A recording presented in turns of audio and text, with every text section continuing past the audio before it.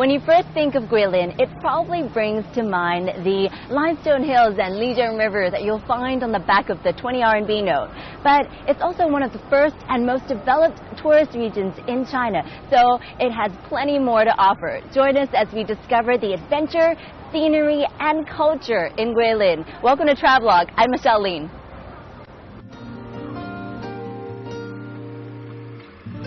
Located in the northeast corner of Guangxi Zhuang Autonomous Region, Guilin is on the itinerary of most visitors to China as they rise to the challenge of making it to all the most beautiful cities in the country.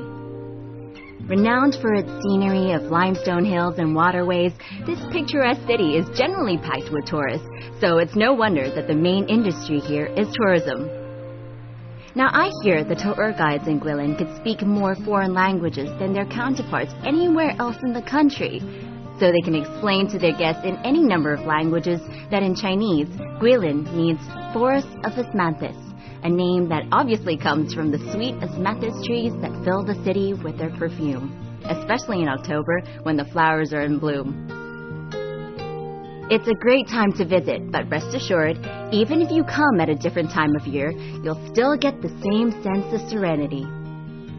Life here seems to move in the same tempo as the Lijiang River, drifting slowly and leisurely along.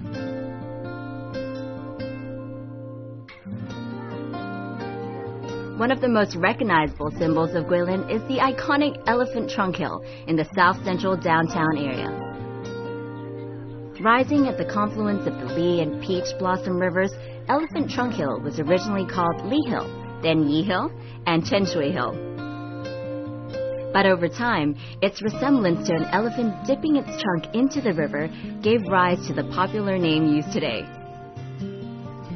This 3.6 million year old hill is the most photographed image of Guilin, and I think it's a must-visit tourist spot, even if it's just to take a photograph proving you've been here. One tip though, come when the sun is not directly overhead to get the best pictures. The standalone hill towers 55 meters above the rivers, and you can climb if you like, or you can take a boat into Water Moon Cave, which is part of the hill between the trunk and the body. Here you'll find many carvings and inscriptions. The most famous is a poem written by Liu Yu, one of the four great poets of the Southern Song dynasty.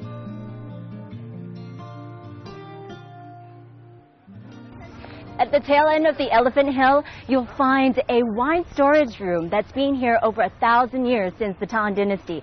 It's where they make the famous Sanhua Chinese wine. And chances are, if you can't find it, you'll probably smell it before you even get here, because it's kind of pungent. It's not entirely unpleasant, but it'll take some getting used to.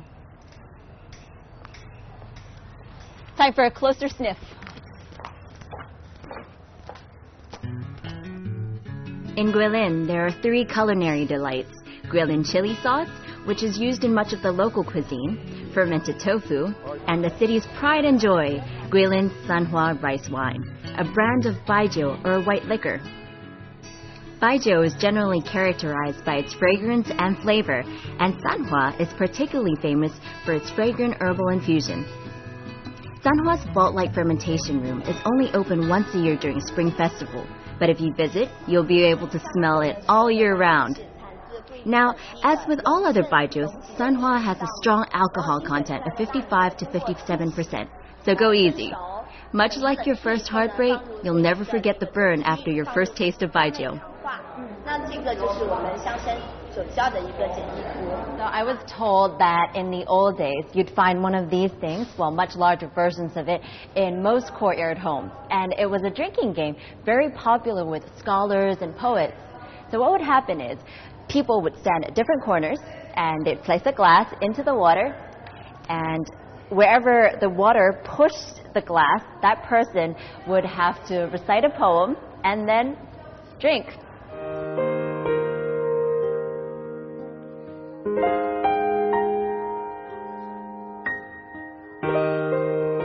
A friend once told me that a poet does his best writing when intoxicated, and it seems this theory has been tested and proven by some of the greatest American writers in history, among them Hemingway, Faulkner, and Fitzgerald. Now, while the choice of drink may differ, I hear the Chinese literati crowd also believe this to be true.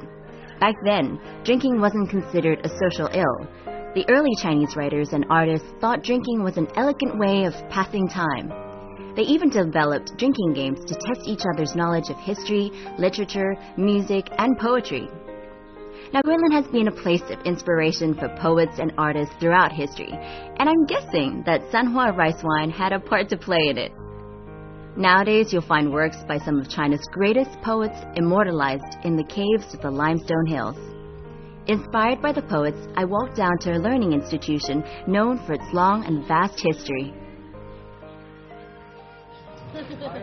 In the Ming Dynasty, this used to be a prince city, but later in the Qing Dynasty, it was changed into an examination hall. It's now a museum, so you'll see a lot of tourists in this area just trying to get a look at what the scholars used to do and how they used to sit for their exams. Today, it's the Guangxi Normal University, but 600 years ago, in the Ming Dynasty, it was a sort of forbidden city called the Jinjiang Prince's Palace, where a number of princes lived before being crowned emperor. Later in the Qing Dynasty, it became the Guangxi Imperial Examination Hall, where scholars from across the region would gather to take the one crucial exam that would determine their fate. I don't understand a word of this. I think if it were me taking this exam, I would definitely fail. Oh man. So in the Qing Dynasty, this used to be what an examination room would look like. These walls, 3 walls, would be what you'd have for 3 days and 3 nights. You'd have to bring all your food here. You'd sleep here. You'd eat here. You'd even go to the toilet here. If you needed the toilet, they'd bring you this little bowl thingo where you could, well, you know, do your business. And yeah, 3 days and 3 nights of exams. I don't know how they'd be able to take it seriously. I'm just thinking about it right now, and it's stressing me out.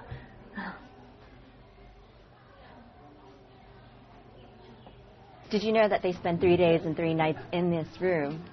Did they really? Yeah, they'd eat in here, they would sleep in here, they'd even go to the toilet in here. Like, what do you think of that? Like, I just think it just seems impossible. Like, how could you ever do anything under those like circumstances? Do you think you'd be able to take it? I mean, like, it's pretty stressful. It's like worse than the A-levels or... Yeah, I don't think I would. I don't think I'd want to, just for the experience. And so much of the rest of your life is based on how well you do in the exam, isn't it? Exactly. Held every 3 years, the imperial exams in the Qing Dynasty were based on what is known as the 4 books, namely the Great Learning, the Doctrine of the Mean, the Analects of Confucius and Mencius, and the 5 Classics, which were in turn the Book of Songs, the Book of History, the Book of Changes, the Book of Rites, and the Spring and Autumn Annals.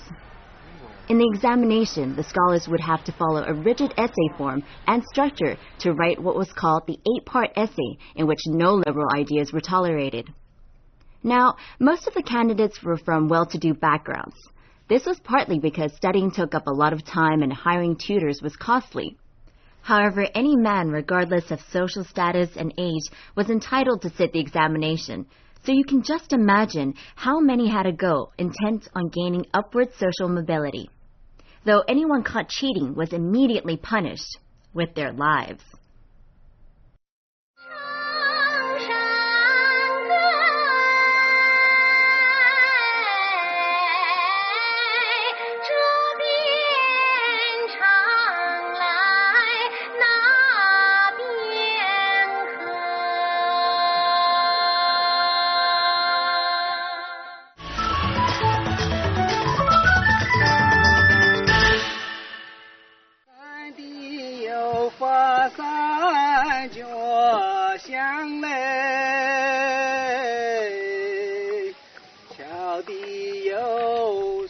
But all this talk about exams is stressing me out, so I head over to the Gudong Forest Scenic Area, located 25 kilometers away from the city, to clear my head and breathe in some good old fresh air.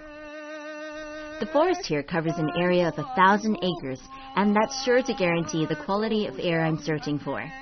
I'm told that many photographers come here, especially in autumn, to grab a shot of the red maple trees. But I'm here for an entirely different reason, to get a look at the many waterfalls scattered on the slopes of the mountain. And unlike many other places where you're taunted by a gushing fall that you're not able to swim in, at the Gudong Forest, you can trek up the mountains in the water, and this includes climbing up the falls. But for those of you who'd rather keep your head and feet dry, there's also the option of hiking up the trails that meander through the forest. So if you're going to climb up the waterfall, you're going to need to change into these straw shoes that are made by the Zhuang ethnic minority. Are they pretty? So they tell me that it needs to be one size bigger than your actual shoe size. And you're pretty much ready to go. Gotta watch out for your safety, so you'll wear one of these too. Okay, how does this go?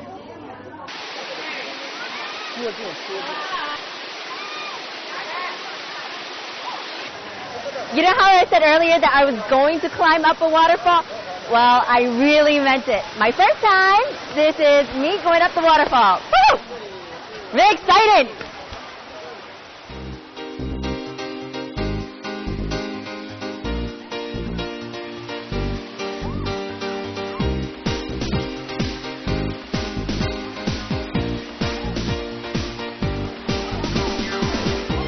Armed with my safety helmet and straw shoes, I prepared to do battle with the downpour of water. It doesn't look high, but it's still going to be a slippery climb. Oh, that was so awesome! First waterfall I've ever climbed before. I went all over the... Where was it? There are 6 waterfalls on the trail up, divided by little streams and ponds that are never more than knee-deep. So if you can't swim, don't worry, you won't have to. There are a few rocks in the water, so be careful not to cut yourself though. But I'll tell you, these straw shoes are really something. In the water, it feels like you're actually walking on a flat surface.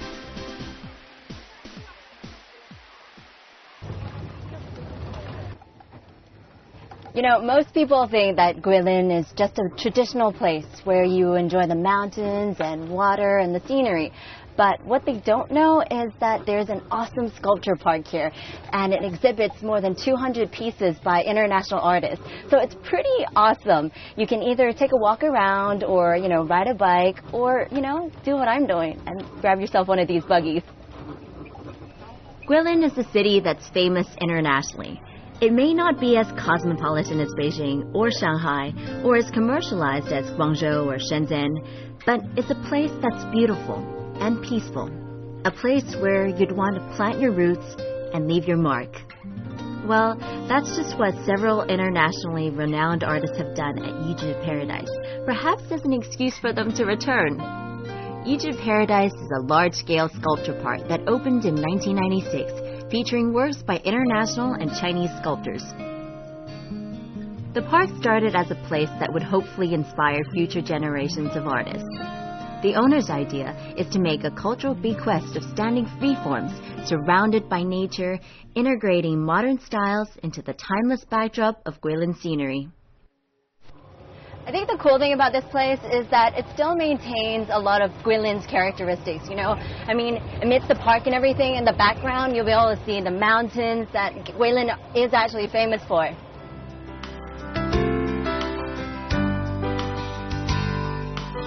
It's a place that's not on the map for most tour groups and is more often preferred by independent travelers and art students, so you can look forward to walking around and enjoying the artwork in peace. And if you're lucky, you may even bump into a resident or visiting artist. This sculpture is called a philosophical sculpture. Mm-hmm. It's based around the idea of balancing geometry and human form. Mm-hmm. And it's also about the idea of reflection. Mm-hmm. The artists that visit use the wood and stone easily available in the surrounding areas of Guilin to create their masterpieces featured in Yizhi Paradise, allowing the natural resources in the area to influence the form of their work.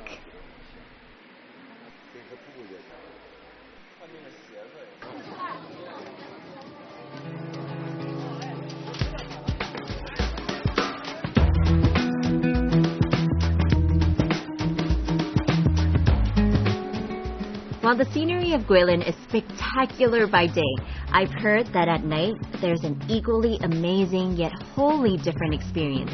So I prep myself for a cruise down the romantically lit waterways of the inner city water loop, formed by the Li River, Peach Blossom River, Mulong Lake, Gui Lake, Rong Lake, and Shan Lake. You can also take the less expensive day cruise of the 2 rivers and 4 lakes, but in my opinion, it's worth shelling out a little extra for the night cruise. It takes about 2 hours to complete the cruise, so just sit back and enjoy the cultural performances and magically lit bridges on the journey.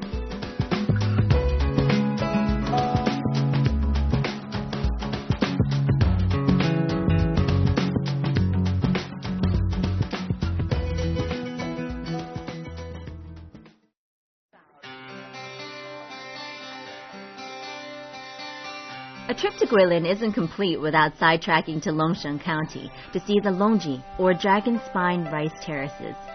It's a 3-hour drive from Guilin to Longsheng and another hour along meandering mountain roads to Longji, a vast region of rice terraces wrapped around Longji Mountain. In and around Longji, you'll find the village homes of the Dong, Zhuang, and Yao ethnic minorities. On the way to the rice terraces, we stop at Changfa-chun, a Yao ethnic minority village where the women are famous for growing their hair, some to as long as 1.8 meters. I walk around the village in search of the Yao women, and on the way stop to appreciate their simple but naturally beautiful homes. The wooden houses were recently rebuilt using traditional building techniques that have been used over generations. You'll even find some of the old wood from their previous houses integrated into their new homes.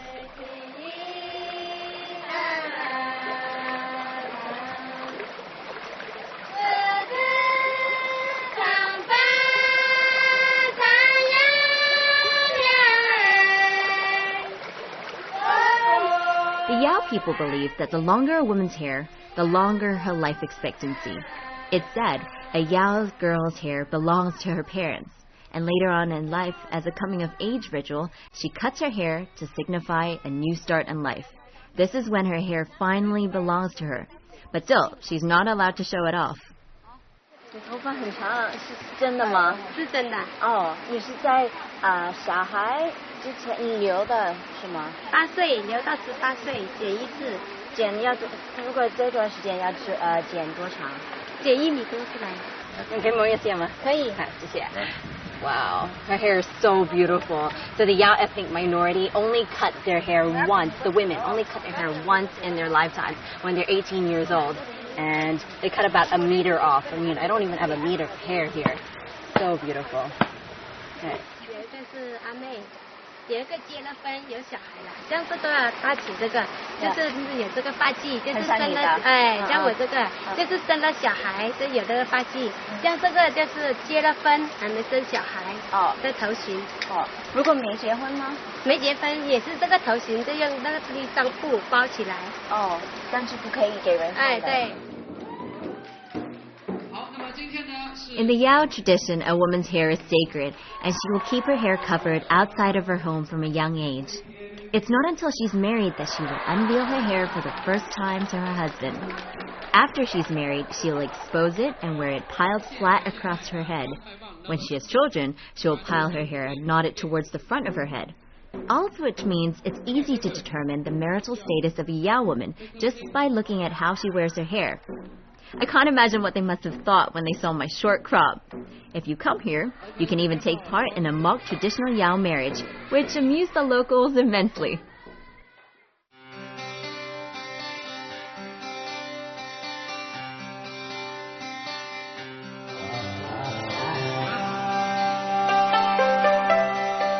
Work began on building the Longji rice terraces in the Yuan dynasty more than 700 years ago and continued into the Qing dynasty, although most of the construction was done in the Ming dynasty. Luckily for us, this man-made wonder built in the course of several centuries has survived the test of time. Every year, tourists flock from all over to admire the hard work done by so many so long ago. In Chinese, Longji means dragon spine, which is a pretty apt description of the terraces as they meander up and down the mountaintops. Longji covers an area of 66 square kilometers. That's almost 20 times the size of New York Central Park or the Yuanmingyuan, the old summer palace in Beijing. I knew there was no way we were going to be able to cover all that ground in a couple of days, but I was ready to see as much as possible. I'd already been told that it was going to be quite a hike, with the steepest point inclining at a 50-degree angle. Ouch! But as it turns out, there are many routes up the mountain, and the locals here will be happy to point out the way to ones that are less steep. Now, don't be surprised if a Yao woman comes up to you and offers to lug your bags up the mountain in the straw basket she carries like a backpack. They tell me they're used to walking up these mountains and stroll along leisurely while the rest of us are left panting. They charge 30 RMB per basket one way and will take you up to your hostel or wherever you want. So if you're not feeling very confident about carrying your own bags up, these incredibly strong women can help you out, not to mention point out some great sights along the way. It's harvest season at the moment, and the women will split their time between the fields and working as part-time porters and tour guides. But whichever season you decide to come, you'll find Longji's scenery a sight to behold. I hear that one of the most beautiful seasons to be in Longji is spring, when the rice crops are planted and the rain irrigates the terraces, a sight that's been described as silver ribbons wrapped around the mountains.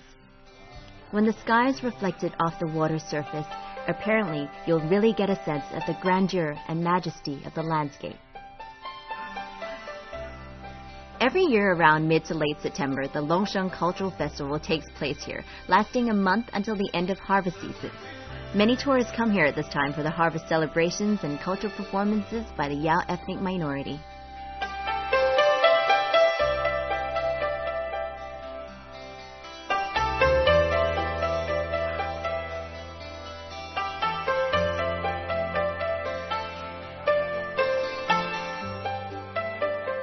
I didn't make it in spring, but came instead in an equally beautiful season, autumn, when the rice crops are ripe and fill your vision with fields of yellow-green. In the day, you'll see the women and men busy at work harvesting the rice, walking around the terrain with baskets filled to the brim with gifts from the soil of Longji.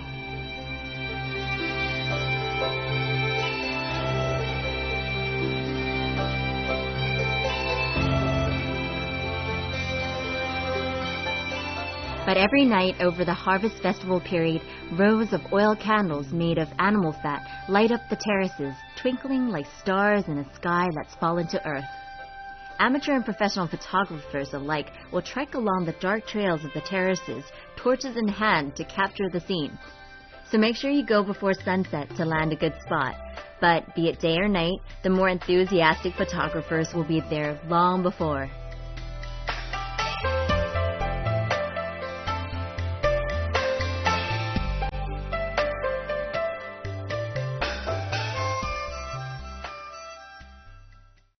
If you need any indication as to how beautiful the Longji terraces are, just look at the number of people lined up here in the morning, just waiting for the sun to rise over the terraces. We got up at about 4:30, reached the top at about 5, but I was told that there are people here who stayed overnight, and they were here since 12 last night. That's pretty amazing, so we're waiting for the sun to rise now.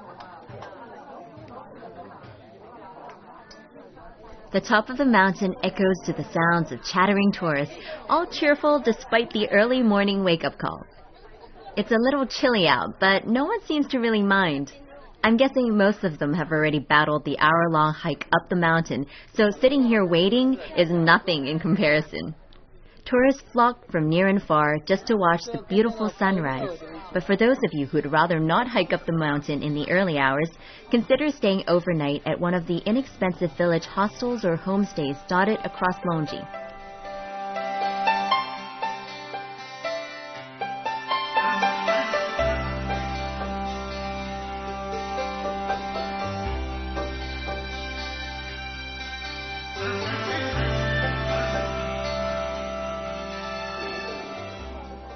You know, there are places that are beautiful, that leave you reveling at the wonders of Mother Nature. And then there are places that are amazing. And if you're looking for the latter, well, Guilin and Longji are the places to be. Join us in our next trip to Yangshuo. I'll see you then. But in the meantime, keep those bags packed. I'm Michelle Lin. Thanks for watching Travelogue.